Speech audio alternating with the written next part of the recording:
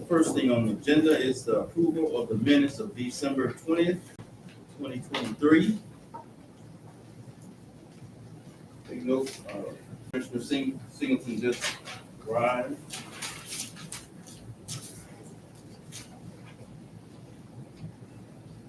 The approval of the minutes of December 20th, 2023.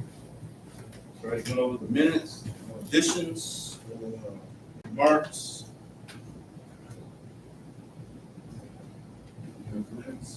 All right, we'll move that. So motion to accept the minutes. Thank you, Dr. Johnson. Minutes. Commissioner Singleton, second. Yeah. Yes, indeed. Thank you. Next we have, thank you for speaking. Next we have reports. First up is personnel report.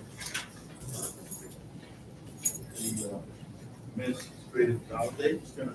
Administrative office. We have these in our packet. They're in your packet now. You have copies of your too. Of the personnel update. If you need them, they're in your packet, or we got some copies up here. These in there, or you can get a copy if you want one. All right, everybody ready? All right, go ahead. Happy New Year, everyone. In December 2023, the HR department continued to focus on recruiting and screening job applicants, as well as risk management and workers' compensation. Overall, the city maintained a stable workforce compared to the previous month. The total employees we have is 67, which does include 2 reserve officers. There were no new hires, no terminations. The turnover was 0%. We did have 1 promotion, Brian Kaz, who was promoted from the fire marshal to the deputy director of fire services. We have 6 open positions. It's not including the public safety officers. We have the community development grant manager position, the community development program coordinator, and the water restoration and revitalization project manager and engagement/outreach specialist. We also have the deputy city clerk position and a part-time general labor position in public works department. I have one question. For Director Little, how's it going with the grant manager and the program coordinator? I just made an offer on the grant manager position, and I am down to being ready to do a couple of second interviews on the coordinator, so we can get that going. Right, thank you for that update. Continue. That concludes the personnel report. Commissioner Singleton. You said that didn't include public safety. Do you know how many people they're short? I believe it's 7, but that number keeps changing, so I'm not really sure. We're down officers, so basically the recruiting is ongoing in that department. I want to say that clerk said at the last committee meeting it was 7 or 8 that they were down. I just had one question too. Could you tell me the Public Works part-time general labor, what does that consist of? Is that right for winter, year-round? No, this is a year-round position, so it's not a new position. It's basically a replacement position from someone that resigned a couple of months ago. However, right now, we're not actually interviewing for that position because of funding right now, so. Are you talking to the mic, please? Are you talking to the mic, please? Do you want me to repeat that? Or? The last part.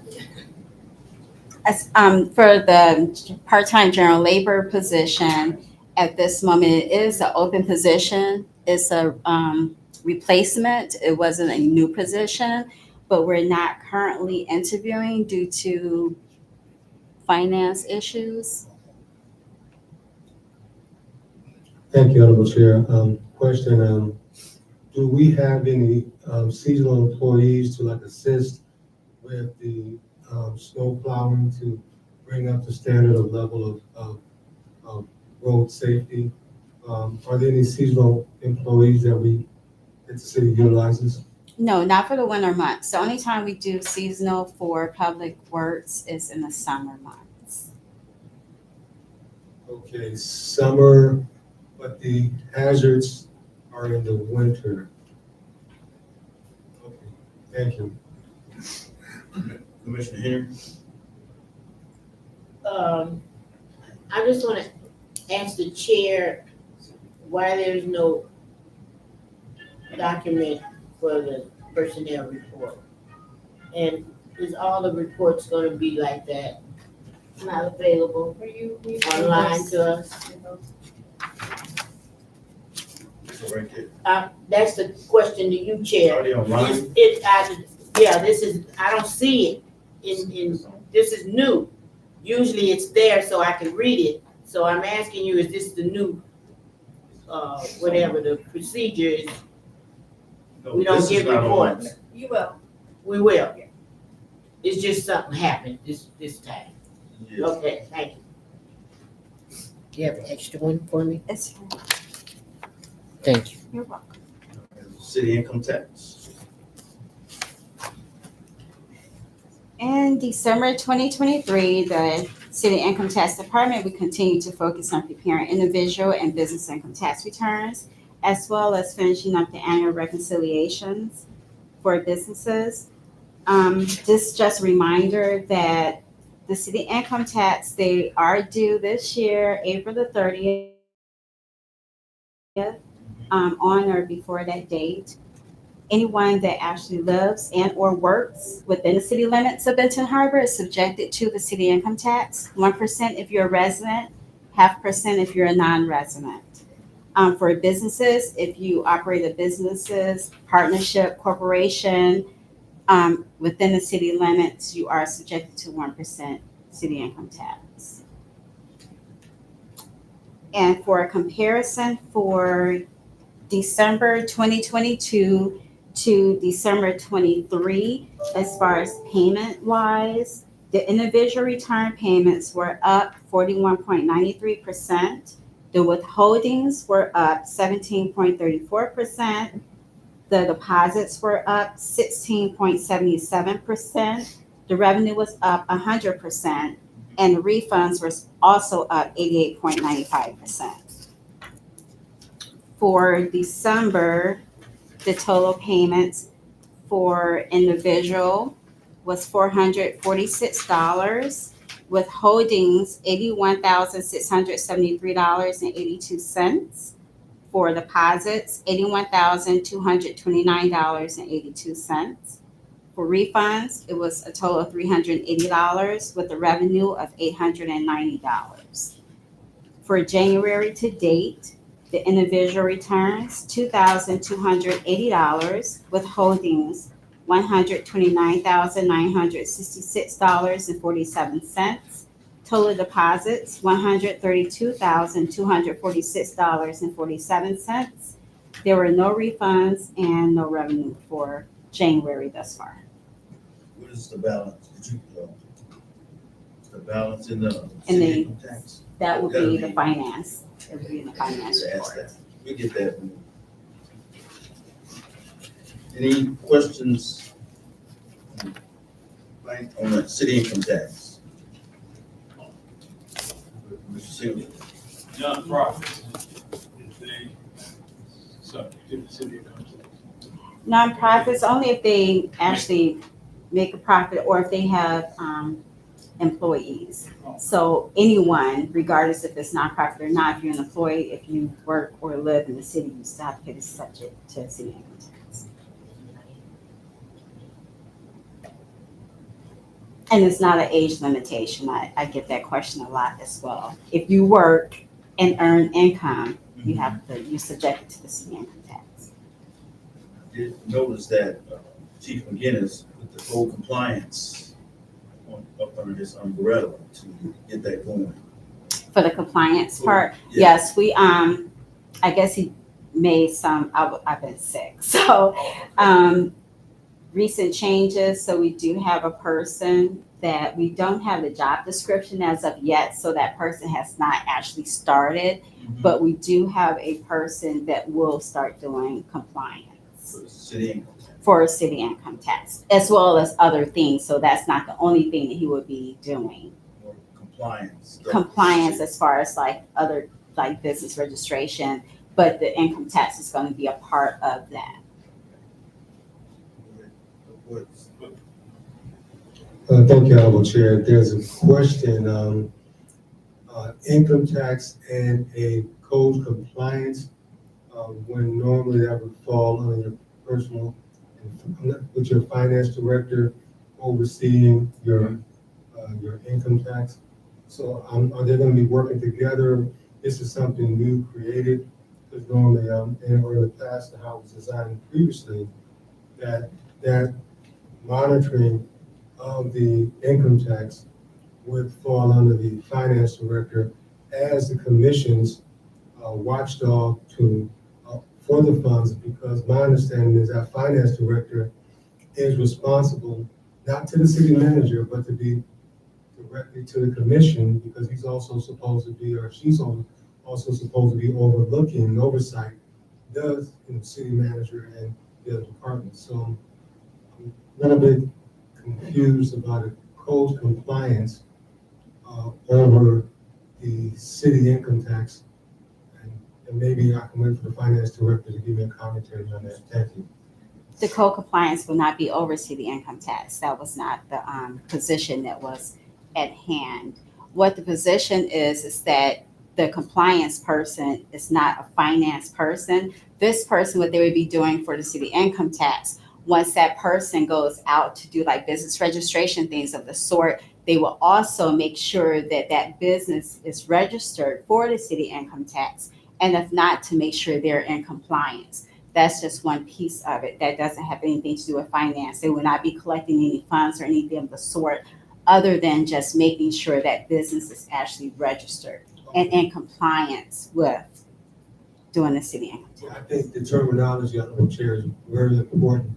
That makes sense where it's basically business registration and verification versus talking about city income tax.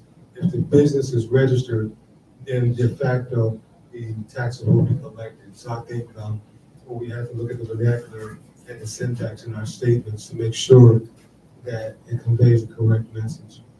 It falls under compliance. All other city governments. Registration. No, not Registration. business registration. As I stated, it's a position, a newly created position with the business registration for public safety combined with the city income tax as far as compliance. Since that person job will already be going out to businesses, they're just going to be just making sure that businesses is also complying as far as the city income tax. So it does fall under that. It's not Honorable a, Chair, how does the compliance officer verify city income tax? Wouldn't that have to still go through the finance? Sure, he was- How they're gonna ask them to present their pay statement or sub-statement? no, as I just stated, that they're not going to be accepting any documents or anything of the sort or payments. They're just basically making sure that they are in compliance. If they're not, they're giving them the paperwork and information to contact my department. They're not going to be gathering any information, sir. I'm not understanding what That's part what you're of saying. that. You're saying they're gathering information to verify if they pay their income tax. That's your statement. I didn't say that. Go ahead, Commissioner. Yeah, you said pay. Not paying. No, I'm saying she's saying no documentation. How are you gonna verify if someone is paying their taxes? If you have a code compliance officer who's gonna verify? I can understand the registration aspect of it. That's fine. That's standard. I do not comprehend the attachment of income tax verification. I think you tied them all in. Well, that's just the statements out Okay. there. The code enforcement part would be just city income tax is a city ordinance. Correct with that, right? It's a city ordinance. That's verification. So, I'm trying to say, verification of the business automatically places that underneath the ordinance and makes them liable for the income tax. I understand that part. So, They gotta be registered. correct. They gotta be registered with the income tax office also. That's part of their, if you're a business. You know, all the code compliance person will be doing is saying, okay, if you registered with the If city you, income tax. Honorable Co-Chair, so you're saying that if you register your business still may not be Right. registered for income tax? Yep, that's correct. just for clarity, Administrator, how, we have a percentage of businesses that have not been paying the city income tax. That's hard to state because we have a lot of businesses that we're not sure that actually are in business. So that's one of the issues as well. So this person will actually go out and be out there in the field looking at businesses that are there that's not registered as far as business registration. So that's the whole compliance part of it. And those who are registered, then that compliance officer will ask, are they registered for income tax? That's correct. They would just ask the question and probably verify with me if that business is actually registered or not.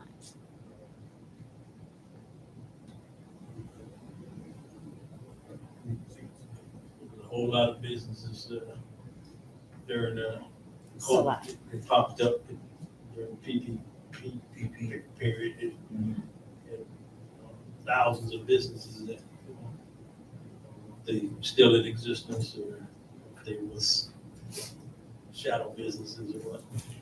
Right, Coach, that all goes under the compliance in terms of business registration. The time that the income tax, that's where it's very, very confusing and with the justification, struggling with. But we'll move forward. It just don't make sense. Code compliance, verification of a business, the bylaws and guidelines state that the businesses operating in the city of Benton Harbor are subject to the income tax. So that's already established. So the redundancy of saying that this person does that without the clear definition of their role is confusing, but I'll wait till that is further clarified. Thank you, Honorable Chair, for taking this time. We'll get you some clarity on that. That concludes mine. Thank you.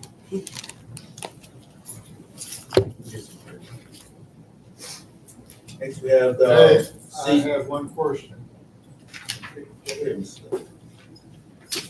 only question I have is, if the money was in the bank, is it the same bank that it was in the last time we had this meeting? Talk about the, yes, Yeah, excuse me? yes. Okay, thank you. Okay, thank you. Next, we have the C, the financials.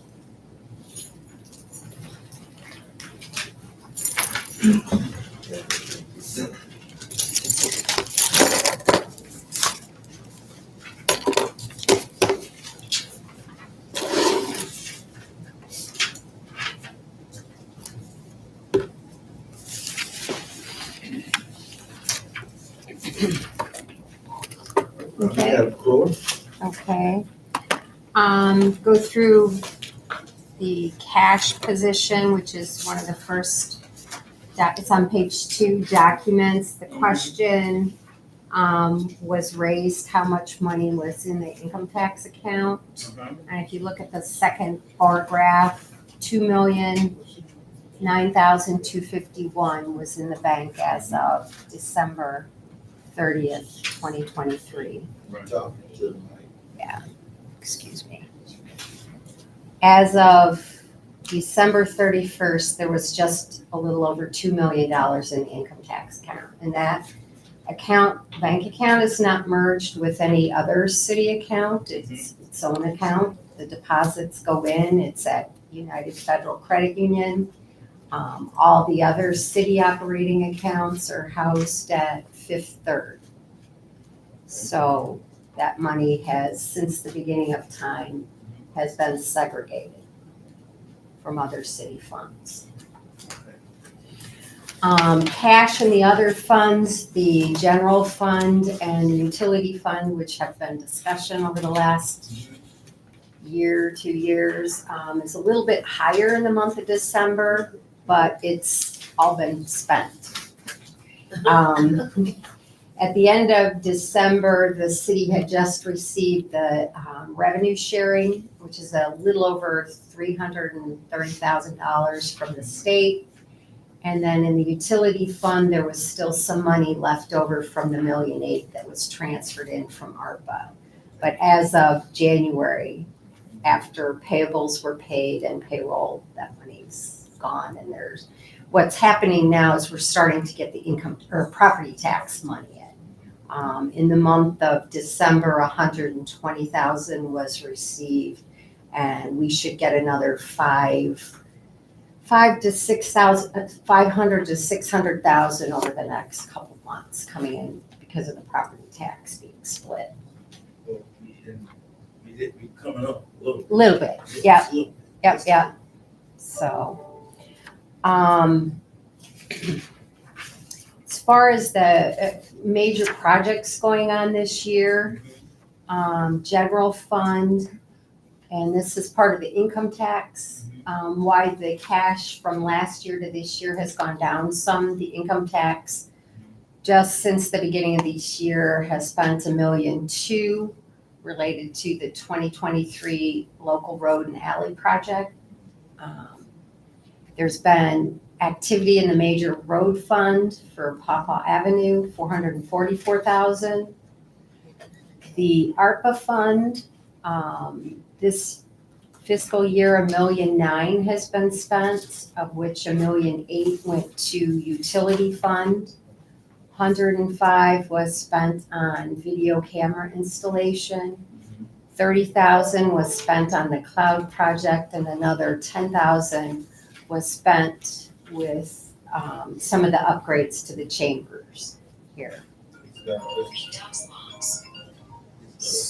Is the public safety cameras in there somewhere? Not yet. Not yet. No, it hasn't been spent, no. But as of December, the ARPA funds remaining were $947,000, Okay. of which I think it was about $36,000 for the cameras will come out of there.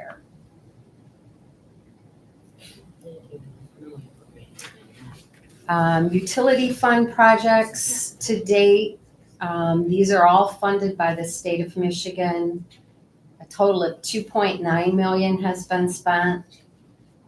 Lead service line, $288,000 has been spent, and I believe part of this is retainage. I think there's very little left to be spent with the lead service line replacement.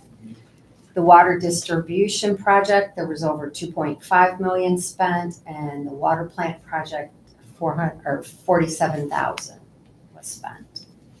And then attached to the summary pages, there's 40 pages of detail by line item, by fund, that we use to monitor spending for the year. That's attached to the report. If anyone has any questions, even after the meeting, can email me if they have a question.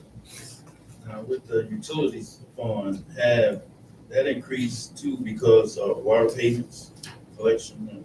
How's the collections in the water payment? Not great. Have we moved stagnant? No, and there was a problem with some of the billing at the end of December, so it slowed down a little bit there. Mhm. But we haven't seen a huge increase. Mhm. It was running about 100,000 a month, where it should be over almost 300 a month. So it's been slow. So, yeah, back to the opera money. Some time ago, the commission passed a resolution. It was dealing with community development, block grant. There was some projects because we had promised her that we were going to get those projects done. And I think the plan was to use some of the ARPA money, and then as soon as they draw it back, it was good. And we did do that. We Okay. did that, it just did that, as a matter of fact, and I keep track of it separate. And you wouldn't see it here if it's all borrowed and paid back in a month. And HUD is very quick in turning around money. So if we do a draw, say this week, the money should be in the bank next week. So we had, I think it was about 150,000 that was borrowed from the ARPA fund, but it was paid back as soon as the money came in from HUD. So that, unless it crosses a period, you won't see it. Because it's in, we transfer it in and then we move it back when CDBG gets the money in. So the projects that's probably still left on the table, we still have it's a certain amount of ARPA set aside to make sure them projects have the upfront money and then get it. Right, and they're usually not huge. I mean, the one was the sidewalk project is the biggest project.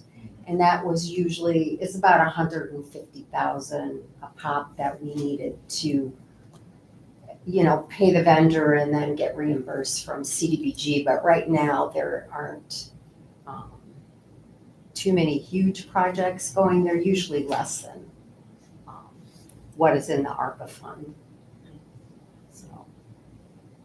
One question, I see we, take the rest of it. If I might, just to refresh your memory, it was approved for not only CDBG projects, but also the other big federal projects like Ox Creek. And so when those get going, that's when they're gonna really get big.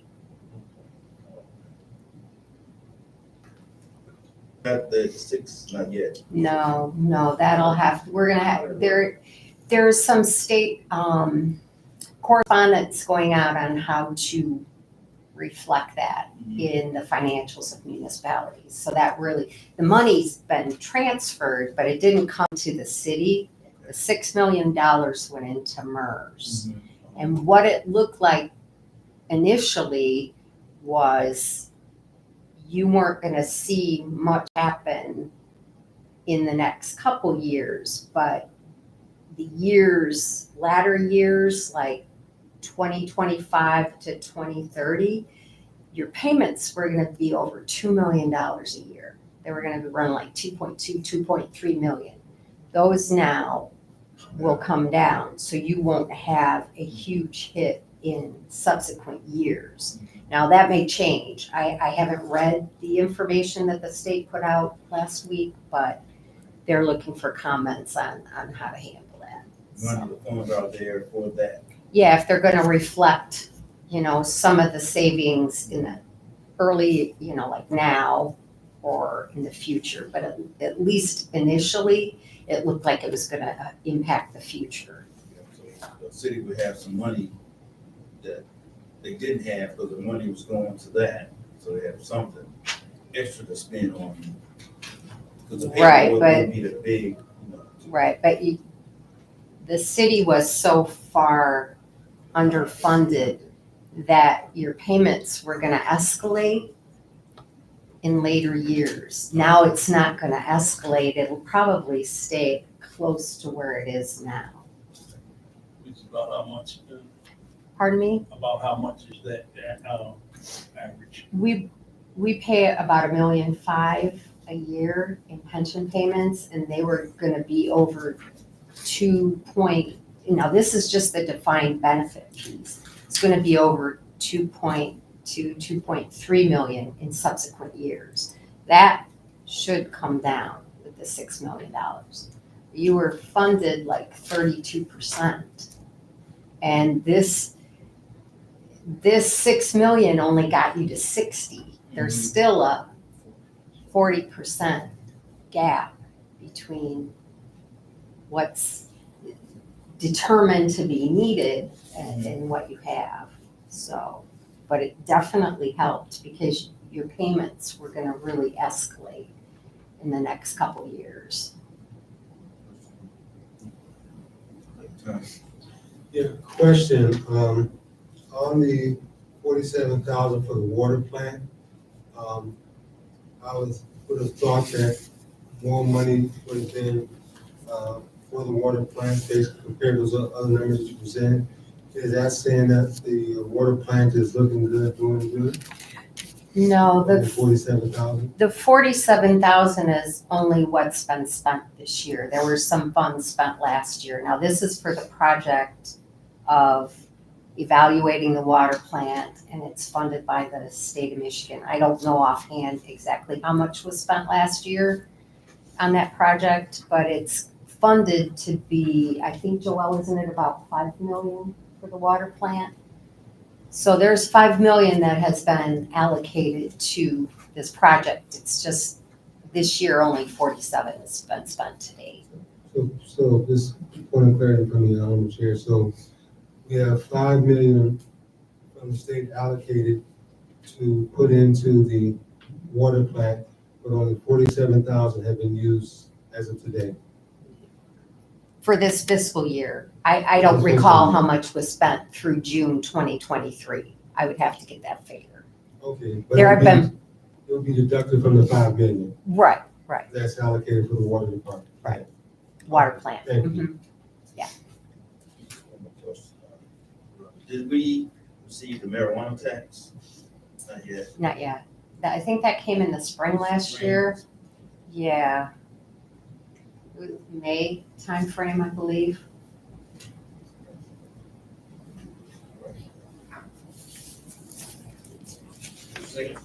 Just one last question. Guess we at that time again, where we just start working on the next fiscal year budget. Is there any timetables and stuff for that? No, but that's on my agenda to work with city manager to get us scheduled together so we can amend this year and set up a budget for next year, so.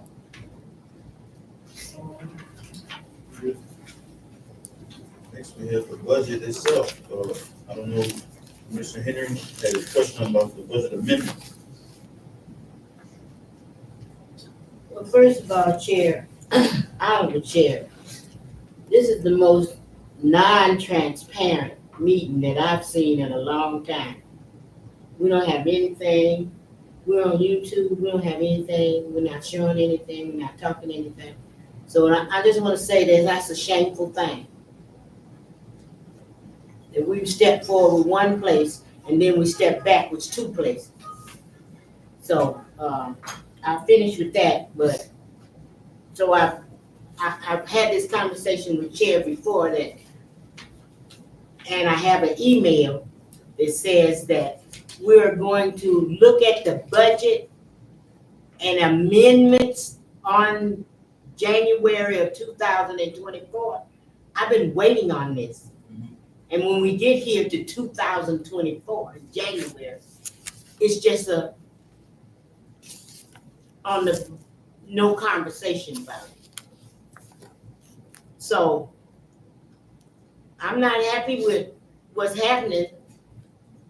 Everybody knows what I'm asking for, the amendment of the budget.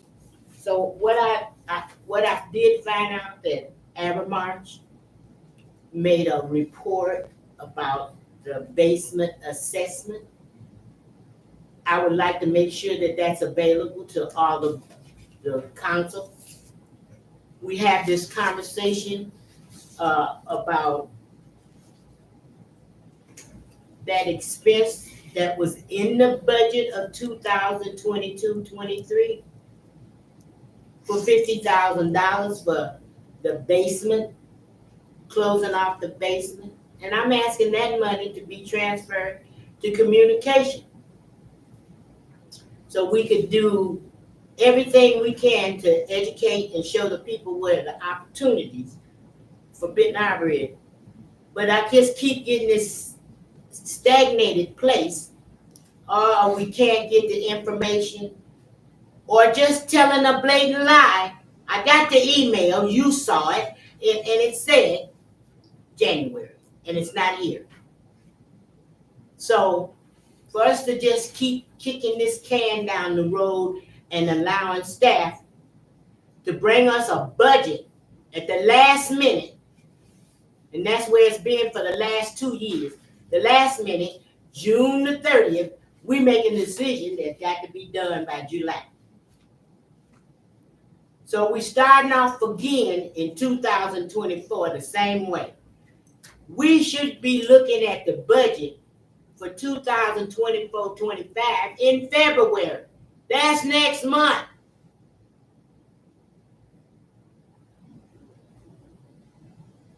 But here I am trying to get an amendment of 2023 and 2022 and 23. That's almost unbelievable to me. And to have nobody to say anything. Everything we ask for is a problem. Because they don't even respond. And you're allowing them to do that, Chair. You and I talked about this and it's not working. Is it to you? You asked me a question? Yes, I'm asking you a question. It's gonna work on it. No, is it working now? It's not working. Thank It's you. not working. So can you find some way to fix this for me right now? Did you finish? No, give me a chance. No. Thank you for your comment. Thank you. City Manager, would you please give us a timeline for the budget? What is due to timelines? Well, we want to make sure we get it in ample time that we can follow the timeline schedule too. I would like to. Can you do that? Thank you. Thank you. And about the basement, so could you explain the basement? What we talking, what's going on with the basement? Give me some clarity on that. Is the work done already? No work has been done on the basement.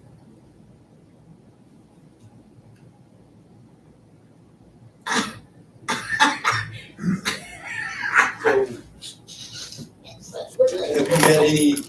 have you any commissioner city amendments to you about the 2022-23 budget? Have you got any amendments? Answer is no. No.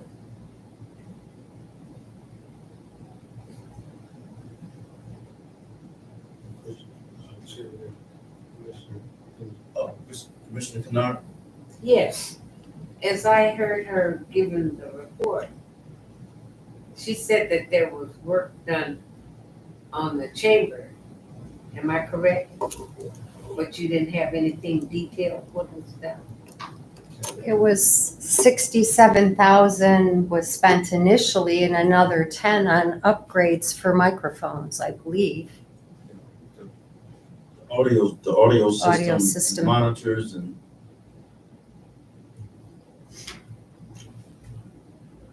And it all went to committee and commission Right. through a resolution. Okay, so let me determine. So we don't have a finance director. Am I right I think at this that's time? coming up. But Keep on. so who has been the finance director in the meantime? We don't have one. But she's not She's been certified as a finance director working as the contractor finance director for the through, city of Ben Harbor, okay, but she works for Flint Moran. for the city of Ben Harbor. Okay, I'll revisit this again. Could you make sure that we get that report from Aaron March about the basement, whatever that report says? And there has been a request several times to change the budget, that amount of budget, and give it to the communication committee. So we've had that discussion. So whatever that was said that it wasn't. Thank you, Commissioner. Go ahead. Thank you, Honorable Chair. I'm just confused in terms of everybody's going with the basement, and I think citizens and others might also be confused like me. So there was a project for the basement where there are funds allocated to complete the project. And normally there's a timeline by engineering firms of the completion. And I guess that hasn't happened, funds haven't been spent. And I guess we went past the timeline that things should have been completed already. And that's what the commissioners are talking about. I'm not understanding about the whole basement scenario. City Manager, can you answer that about the basement project?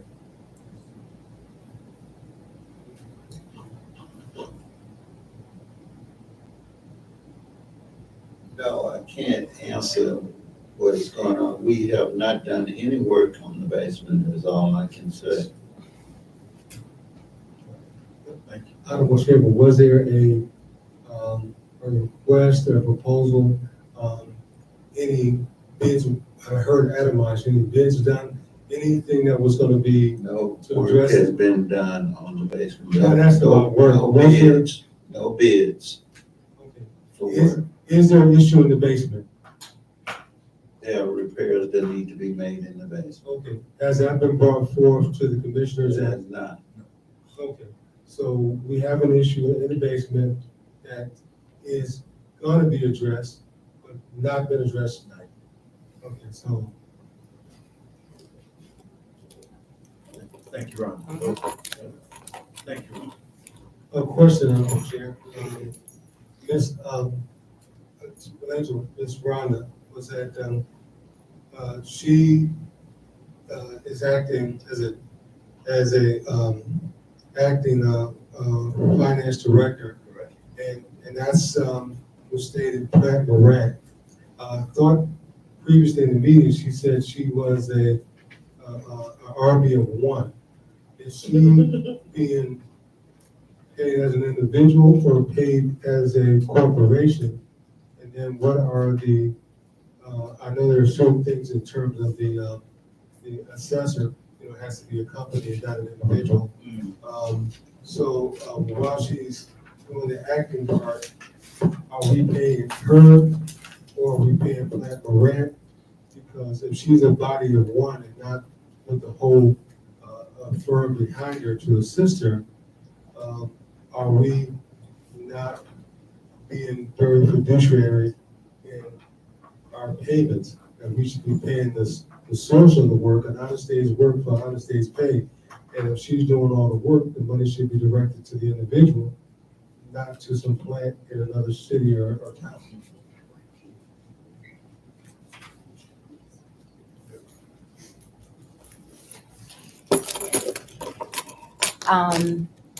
Plant Moran is getting paid for the services. I'm a Plant Moran employee. I do work here solely for the city of Benton Harbor, but if I need resources outside of this, what I can do, I can go to Plant Moran and get those resources. I get advised if I have questions on some things from my peers and my superiors at Plant Moran to help with some of the issues or some of the odd things that come up here. But Plant Moran is paid. There is a service agreement that was signed and approved by the commission. I can't remember exactly if it was last year, if it's, and I think it's ongoing unless we decide that you don't want our services, which is me at this point, or if we don't want to work at the city any longer. There's probably a 30-day clause, I can't remember, but I am not paid. But I don't go out and get a lot of resources from Plant Moran because it costs the city more money. I mean, my services, you pay for me on an hourly basis. If I bring in, and I try to be very thoughtful before I try to get other resources in here to help, because it would cost the city more money. So I pretty much handle all the financials myself. Okay, you say you don't get paid, but I think what you're saying I is get that, paid by Plant Moran. right, you don't get paid by the city, you get Right. paid by Plant Moran. Right. And then you try to look out for the city and being very streamlined, very fiduciary, trying to make sure limiting expenditures, so balancing accounts receivable so that we don't go into a negative. Right. So it's plan or rent, what we're talking. And I've been here 9 years. I'm not new to the city. I've handled the financials of the city for 9 years. So Right. I'm familiar with, Right, lot from of that. receivership to the TRA and all, to ATR. okay, Kind of brought up a question there. Now. So the fee that we paying Plant Moran, we know that include whatever they pay you. So there's nothing there that where they Award you, give you a bonus. do, or they offer some other services if needed. We have to pay each time we get extra services. if it's a lot, yeah. I mean, for instance, I did have, and I talked to city manager, there was a little bit of extra work I needed help with, and that was your chart of accounts conversion, where I had to have somebody else help me because I didn't have enough time to get it all completed myself. So that was a short period of time where we brought in, so they're gonna be billing with me the hourly rate. But I try to keep that at a minimum. Okay. So we don't have a lot of expense other than the hourly charge for myself.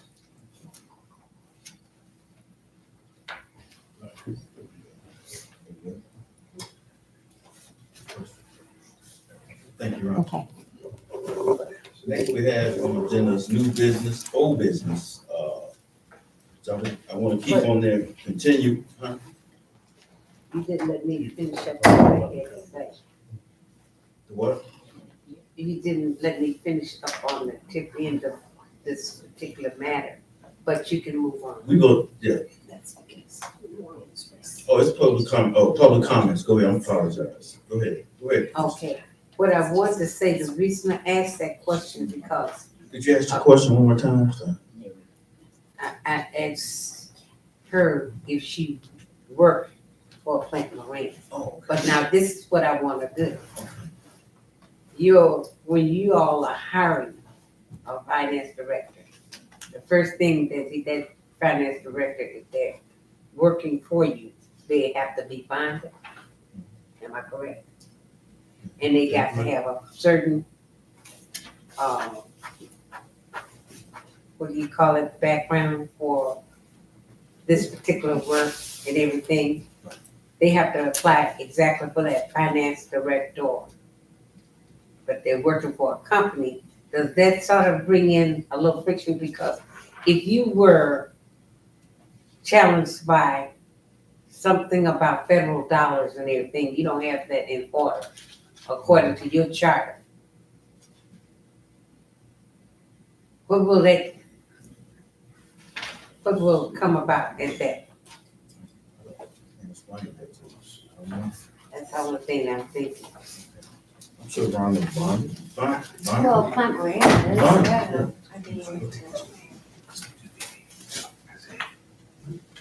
Thank you, Mr. Ron.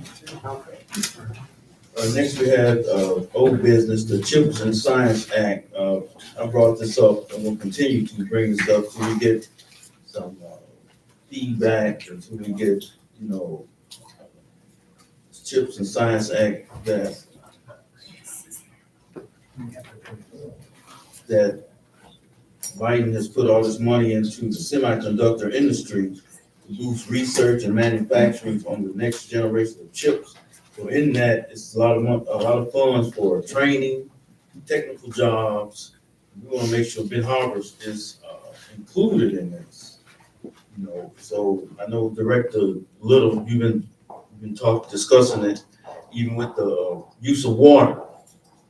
That these, I don't know, we can get letters out to different companies to, or get some training involved in this somewhere, that these jobs are good paying jobs, at most, and so we want to make sure that the residents, the public here in Ben Harbor are aware that these funds are out here. So, we like Intel or these big super semiconductor. So have you heard anything, Director Little? No, I haven't, unfortunately. I did send out a bunch of letters, and in fact, had a double A's goal. One of the goals was that those manufacturers of the chips and science type semiconductors and so forth use huge amounts of water. And I was trying my best to interest any one of them for the purpose of being able to sell them water from our water plant to try to fill that gap that we're experiencing there. Haven't stopped though, we're still trying, but most of them that have come into the state, and there has been 4 or 5 in the last, I'm gonna say 20 months or so, that have come into the state, but they've come in basically with the help of Michigan state government, MEDC, and they're tied to other things. So I'm continuing to talk to them also about trying to direct something our way. Thank you. Yeah, thank you, Honorable Chair. One of the things about the semiconductors that they're looking for is actually land, because it takes a lot of, if you think about a giant donut, that's what a semiconductor is. And you think about 25 miles of a donut where you send in high electrical particles and you have a camera system to measure that.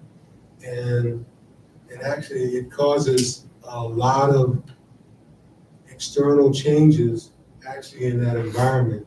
One of the things of concern as a public health concern was the changes that they noticed in cell permeability and changes in electrical responses and equipment.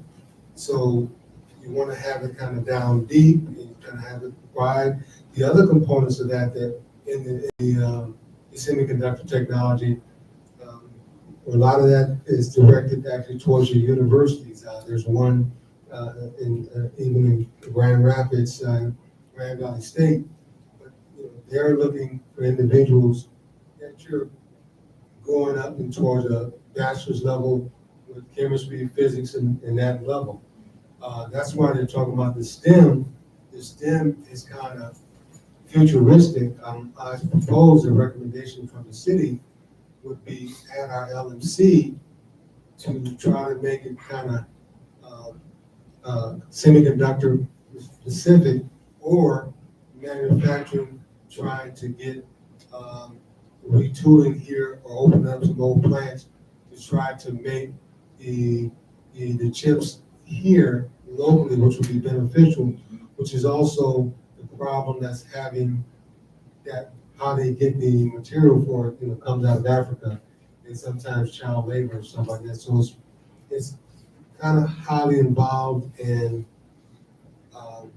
the money would be if we could actually work with the surrounding cities, and you could put one under the ground, and that would generate a whole lot of jobs. Otherwise, we have to look at trying to do a major shift in our workforce for these high technologies. They do pay good, but a bachelor is the only attached to it. Thank you, Dr. Time, for that information. Thanks. Yep, so we're going to continue to do our due diligence on the Chips and Science Act, and I'm going to continue to give you updates, and we're going to bring this to the city of Ben Harbor to help our residents get well trained, to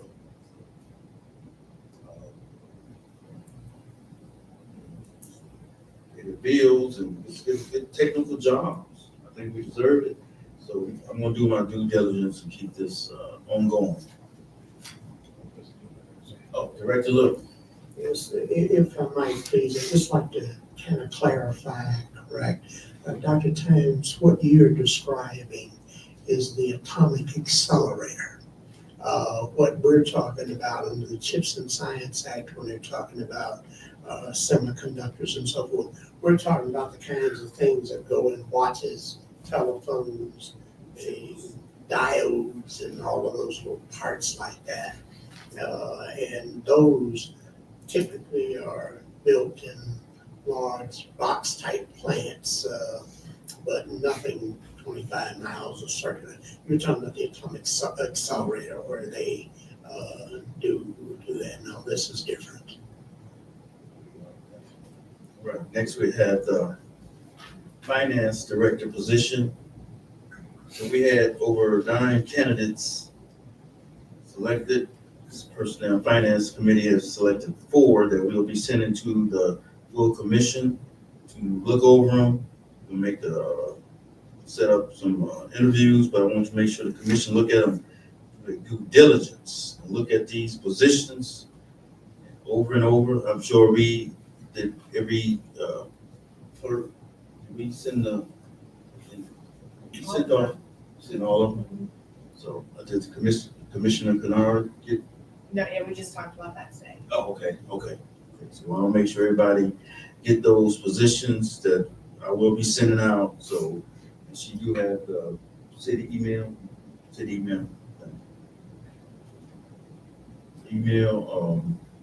Ms. Singleton, got any questions? This time we'll do something different and make sure this position get filled. Everybody will have to say, we don't have a finance director. We will. Question, Honorable Chair, do we have any of the demographics of the candidates? They will receive them some.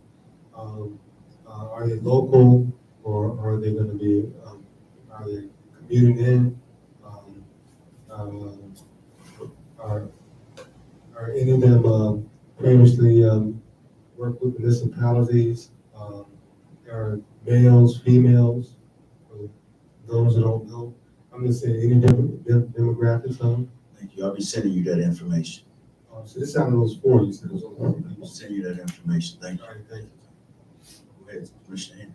I just like to know how it got narrowed down, because the last one I got was about 6 months of them, all in a whole big bunch of them. So how did it get narrowed down to 4? Take constant looking, searching, diligently looking. The word is, This committee. this committee. You two did it. Committee. Did you have something to do with it? Wait, No, ma'am. this committee.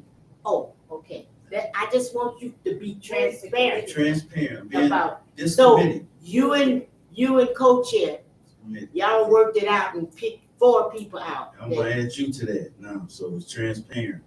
No, I looked at them all back to July last year, That's good. and I counted up how much money we paid to get them to come in for that. That's why we need And to it was find. disgusting to me, so I didn't see too many, but I'll go for you saying, just so we can step forward, Yes. that there's 4 of them. Yes. I just want the process Yes. to be transparent. Expect great things. Thank you. Thank you. Next, we have new business. Resolution authorizing the city manager to accept a grant agreement from MDOT Category B program to resurface Jefferson Street. Anything on that? City manager. Yes, sir. The resolution authorizing the city manager. Getting? Pardon? All right, man. Is that what we talked about in committee the other day? Some transparency today, ain't it? Jordan, go ahead.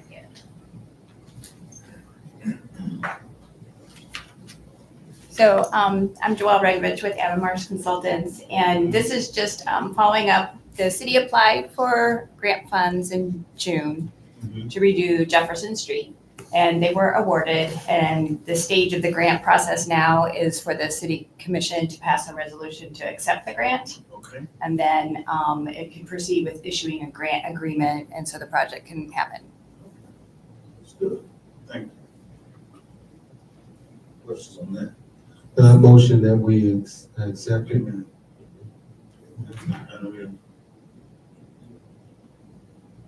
All right. You don't need no motion, y'all just committee people. What's wrong with y'all? Consensus to Since it's a pass, move that forward. Consensus to move that forward. Thank you. Speak with Dr. Tans too. Okay. Next, we have Honorable Chair, discussion. We don't, this I new do have a business. question on that. This new business, we have, Honorable Chair, I do have a question on that, topic. It's on the agenda and it's. no, up but for the way the procedure is now, Commissioner Henry, just follow the procedure. That's all. We have public comment on it right there. I beg your pardon? We have public comment. No, right there. we're in committee meeting and have this on the agenda. There's a conversation that I need to have. We didn't move the, could you send your comment to, city manager? No, I can't because he don't respond to my, In a timely City manner. manager, will you? no. When she's right here and she can answer the questions for me. I'm just going by the procedure. What procedure are you speaking I'm of? going by the procedures on the agenda. There's no procedure that we can't have a question Thank you, answered. Commissioner Henry, I'm gonna move forward. Discussion, Oh, pre-employment this drug is test really and slimy. discussion, Michigan pre-employment drug policy testing. It's slimy there. So next we have that, looking over this marijuana, removing the marijuana from many pre-employment under the new policy, which went into effect in October 1st. Public employees will no longer be required to undergo pre-employment marijuana testing.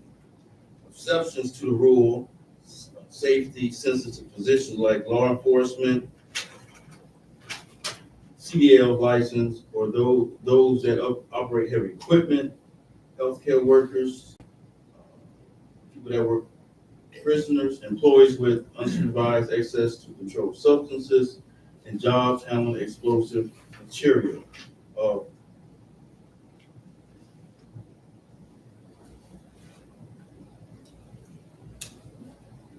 Since to these previous denied positions because of a failed marijuana test will be eligible to immediately reapply for employment. So this came into effect, like I said, in October of 2023. And I know some people that failed drug tests and that didn't get a chance to reapply, or probably didn't know about this act. Go ahead. So I just want to clarify that this is the state of Michigan's policy. Mhm. This is what they do for their employees. So anything that the city would want to change, they would have to change that in their So it's policy. not municipalities. It's not like, yeah, correct. It's not a statewide law. This is just the policy that the state of Michigan set Mhm. for their employees, that's setting a precedence for other government agencies.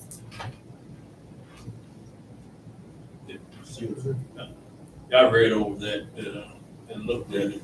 I thought it was a good move on behalf of the state. It mentioned about them marijuana, the recreational marijuana was, legalized, medical, and they gave instances where the marijuana, you may not be under the influence of it, but the traces of it is still in your blood. And when you go get tested for a job, they automatically will kick you out, saying, pretty much saying you're high now, but I think they took a good look at that and found out that something needed to be changed. And so they came up with this policy and saying that, law enforcement, those who work in, that's providing health care, or operating equipment, things like that. So I can see those exceptions. But if you don't fall in that category where the exceptions are, I don't think you ought to be, penalized for, for that, And so I thought the state did a great job with doing that. They found out that, I think I forgot what the percentage was of employees that they were missing out on, So I think we ought to take a good look at it and adopt it ourselves. If we shouldn't pass anything that was more stringent, than the state. I think it's going to help out a lot of people who was denied employment, because of that. So. Go ahead, Dr. Tom. Yeah, this is Honorable Chair. So the issue becomes that individuals who are not doing complex jobs or people at risk. I hate to say this, but those who are more full-figured or obese, they're going to carry that a little bit longer out. The other issue is that when you maintain it in your system, is like now that we have these centers where you are a visual smoker, it's going to clear out. They used to do the hair would track you for 90 days, but the least smoker, if you don't smoke that much, you show up in a month. Forensics test that we use for the court system that I do, you can look at the saliva, and if you haven't been smoking in 48 hours, you should have a negative test. If it's still there, that means you smoked within the last 24 hours. The blood test that we were doing, that would track you for your last usage in 12 hours. And so the urine would be for a month, but the frequent user, it may even stay out there. So one person could have smoked a joint, like Honorable Commissioner Singleton was saying, in December 1st, and now January 1st, they still may have traces and be positive. So that would help. The saliva testing is actually the best testing because that's the easiest and the cleanest, and you don't have to worry about people bringing in somebody else's urine for you. The blood test is good, but it requires a venipuncture, invasive. So the recommendation that for and if you accept this, you have to understand that your Department of Public Works will fall underneath this. Anyone who's using manufacturing equipment, doing a lot of driving or driving people, that's going to include this. Yes, it's a great thing, but it will have an impact on the city in terms of your some of your working classifications. Anybody who have a CDL, so that's going to be something, or anybody who's like dollar ride, transporting people, stuff like that. So it's a good thing, and I think it would help to give a lot of people jobs at Walmart, at Myers, at Home Depot.